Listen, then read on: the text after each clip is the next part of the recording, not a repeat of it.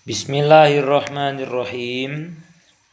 Faslun utawi iki iku fasal suwiji. Al jama'atu utawi berjamaah ala dzukuri ing atase pira-pira wong lanang, al ahrari pira-pira kang merdeka, al muqimina pira-pira kang mukim, al balighina pira-pira kang baligh, ghairil ma'dzurina kang ora pira-pira wong kang den uzuri. Iku fardu kifayatin, fardu kifayah. Suatu pasal menerangkan tentang berjamaah dalam sholat. Jamaah bagi laki-laki, bagi kaum laki-laki yang merdeka serta mukim serta balik-balik yang mana tidak sedang dalam kondisi uzur, hukumnya itu fardu kifayah. Pasal yang menerangkan syarat-syarat wajibnya mendirikan jamaah dan jumatan, serta syarat-syarat sahnya jumatan. Selain itu juga membahas tentang rukun-rukun dua khutbah dan juga syarat-syaratnya dua khutbah. Melakukan jamaah dalam melaksanakan sholat fardu bagi kaum laki-laki yang merdeka, berarti bukan budak, dan mereka bertempat tinggal di suatu wilayah, meskipun wilayahnya itu adalah suatu kampung yang cukup terpencil, serta mereka sudah balik, maksudnya mereka adalah orang-orang yang berakal normal,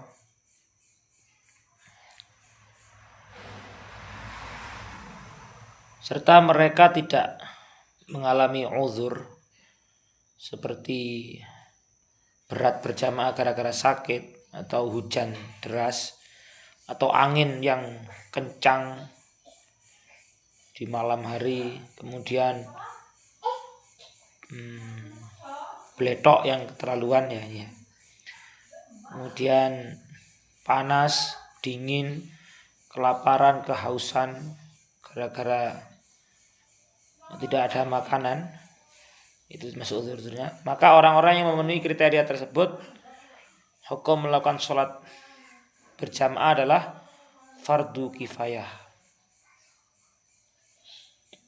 Yang menarik adalah wajibnya itu hanya pada rakaat yang pertama saja, tidak pada semua sholat.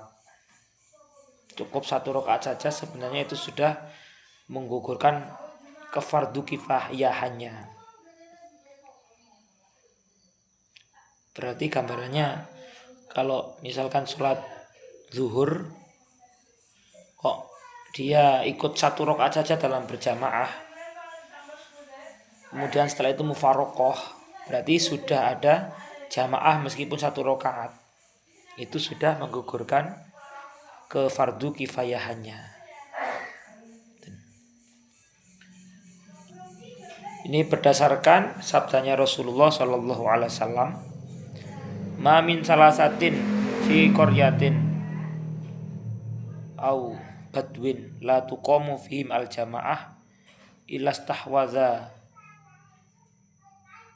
alaihim asyaiton fa'alaika bil jamaah."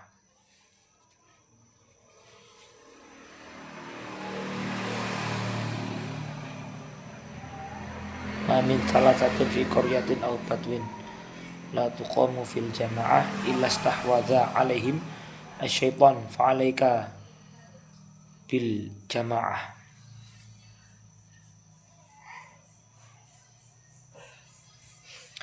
Ketika suatu perkampungan, suatu komunitas masyarakat itu tidak ada jamaahnya, tidak didirikan jamaah, maka perkampungan itu akan dikuasai oleh setan. Maka tetaplah kamu untuk berjamaah. Inilah yang menjadi dasar kenapa kok jamaah itu hukumnya fardu kifayah bagi orang-orang laki-laki yang merdeka dan bertempat tinggal di situ serta balik-balik dan tidak sedang uzur. Fa inna ma yaqulu dhi'bu minal ghanam al-qasiyah. Ada lagi pernyataannya, serigala itu memilih makan kambing, itu kambing yang sedang sendirian. Lek kambingnya sedang bergerombol, berkelompok, maka itu akan sulit dimakan serigala. Tapi kalau sendirian, tidak punya teman-teman yang lain, maka itu akan rawan dimakan serigala. Itu analogi atau perumpamaan bagi orang yang sholat berjamaah, berarti bersama-sama, dan orang yang sholat sendirian.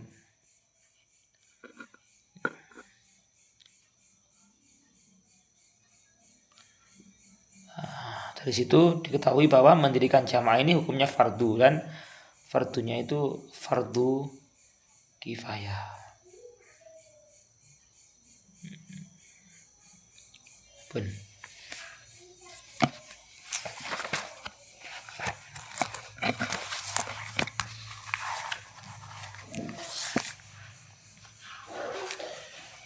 Melanjutkan adab atau tata krama masuk kamar mandi di kitab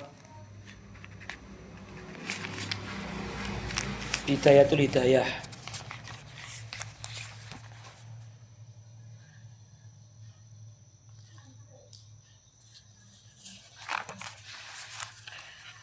Babu adabi dukhulil khallai. Bab yang menerangkan tata kramanya masuk kamar mandi.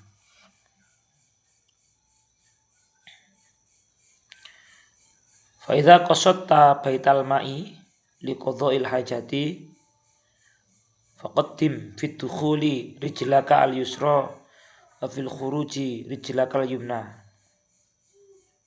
wala tastashib syai'an alaihi ismallahi ta'ala wa rasulihi wala tadkhul hasirar ra'si wala hafiyal qadamaini wa qul 'inda dukhuli bismillahi a'udzu billahi minar rijsin najasi atau najisi al khabithil mukhbithi asyaitonir rajimi wa idal khuruji ghufranakal hamdulillahilladzi azhaba 'anni ma yu'dhini wa abqa fi wa abqa fiyya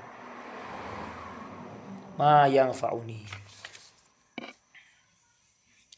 Ketika engkau hendak menuju ke kamar mandi, yaitu tempat untuk melaksanakan penunaian hajat, buang air kecil, buang air besar, karena ada keperluan buang hajat atau mendatangi hajat lebih tepatnya, atau yang selain buang hajat berarti semacam mandi misalkan, maka dahulukanlah ketika masuk kakimu yang bagian kiri atau pengganti kaki kiri ketika kaki kiri itu terpotong, dan ketika keluar maka dahulukanlah kakimu yang bagian kanan. Kemudian sebagaimana kamar mandi yang ada tata krama masuk dan keluarnya, masuk pakai kaki kiri dan keluar pakai kaki kanan, ini segala tempat yang tidak ada kemuliaannya.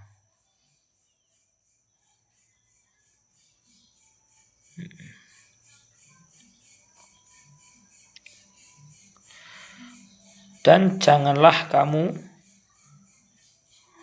semacam membawa, ya, janganlah kamu membersamai atau membawa sesuatu yang diagungkan. Maksudnya sesuatu yang diagungkan, misalkan ada tulisan-tulisan tertentu yang ditulis nama-nama Allah, nama-nama Allah, nama-nama Rasulullah itu tidak boleh.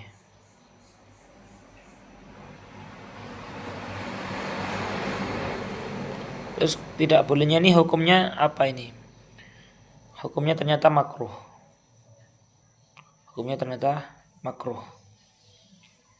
Hamluhu makruhun dan sengiti fihi. Tapi ini masih global, perlu dicari ini makruhnya makruh yang apa ini? Makruh tanzih, makruh tahrim ini. Ya, belum paham ini. Dan janganlah kamu masuk ke kamar mandi dengan penutup kepala yang terbuka, dengan tidak pakai penutup kepala.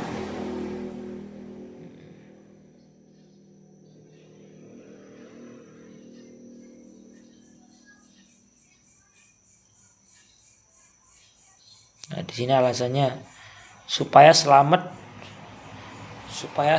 dari menyakitinya jin. Lil amni min azal jinni. Ada hal gaib yang tidak bisa kita nampak. Memang adabnya seperti itu. Lek kepingin terlindungi dari jin, termasuk adabnya adalah menutup kepala ketika masuk kamar mandi. Serta janganlah masuk ke kamar mandi dengan tidak memakai alas kaki. Ya. Tujuannya apa kok pakai alas kaki? Supaya menjaga diri dari najis.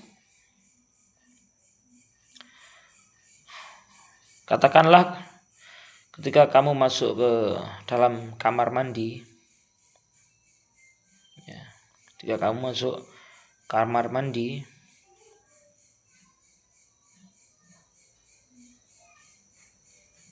maksudnya masuk di sini ketika kamu nyampe di pintunya kamar mandi,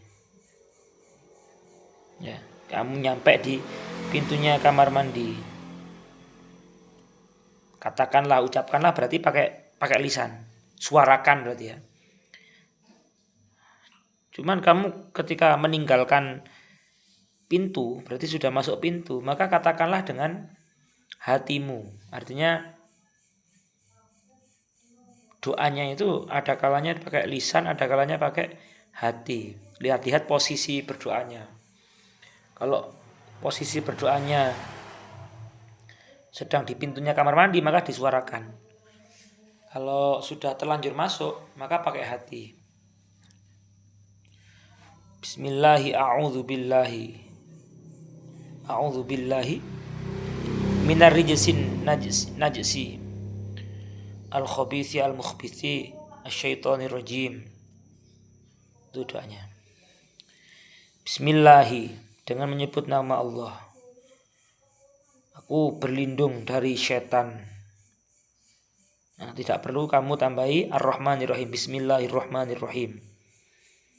Arahnya begitu, tidak perlu ditambahi Bismillahirrahmanirrahim, tidak. Bismillahi, a'udzu billahi, saya minta perlindungan dengan Allah. Saya minta perlindungan dengan Allah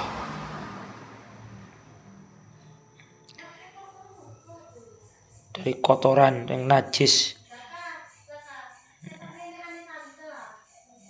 setan yang dijauhkan dari rahmatnya Allah.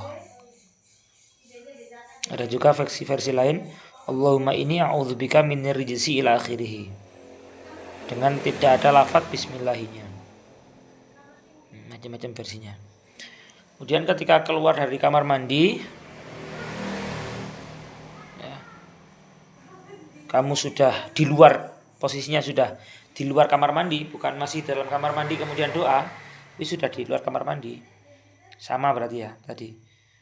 Ketika di dalam, hindari lafaz-lafaz yang ada nama Allahnya, doa-doanya. Kalau terpaksa di dalam berarti pakai hati. Ini kalau sudah keluar, baca ghufranakal hamdulillahillazi azhaba anni ma yu'zini. wa abqa fima yanfa'uni. Ya Allah, aku minta perlindungan darimu, segala puji bagi Allah, yaitu zat yang telah menghilangkan dariku sesuatu yang menyakitiku. Apa yang menyakiti? Ya adanya kencing yang tertahan dan kotoran yang tertahan itu. Wa abqa fiya ma yanfa'uni, serta Allah menetapkan sesuatu yang bermanfaat bagiku. Apa itu? Kekuatan nah gini ya, kekuatan dari makanannya itu dan kekuatan dari yang sudah diminumnya itu.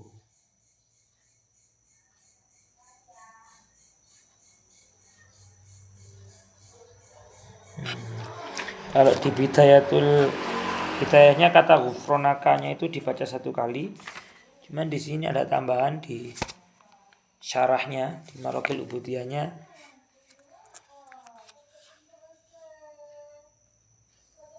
ghufronakanya dibaca 2 kali atau 3 kali. Wallahu a'lam bishawab. Ada yang tanyakan? Sabun.